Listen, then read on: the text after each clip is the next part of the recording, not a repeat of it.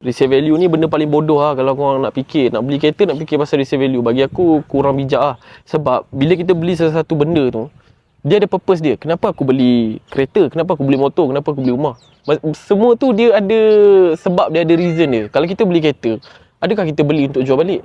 Kalau kita beli rumah, adakah kita beli untuk jual balik? Rumah lagi best. Kalau korang beli untuk investment, itu lagi satu benda yang korang kena fikirkan. Sebab tu, beli apa-apa benda, bukannya fikir aku nak jual lagi 1-2 tahun, aku nak jual lagi 3-4 tahun. Tak. Pick the best yang korang ada. Option yang korang ada tu, pick the best. Dia resale value ni, dia sepatutnya dia bonus. Dia bonus. Dia bukan menjadi satu benda yang okey, disebabkan resale value aku beli ni.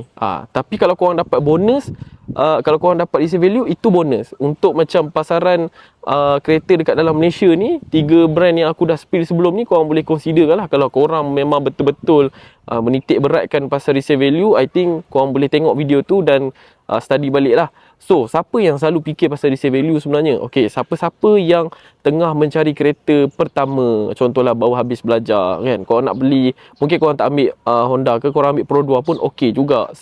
Bila korang menitik beratkan pasal resale value, terutamanya yang baru-baru ambil kereta ni, the next time korang nak upgrade tu, at least kereta tu senang untuk dijual balik. So kalau korang tak fikir langsung pasal resale value pun berat juga. So next time korang nak jual pun parah juga kan. Contoh kalau ambil brand-brand yang tak ada record lagi dalam Malaysia ni, kereta China ke, kereta EV ke, bukan nak kata tak bagus aku tak cakap tak bagus, aku cakap tak ada record lagi. Okay, kecuali beli cash.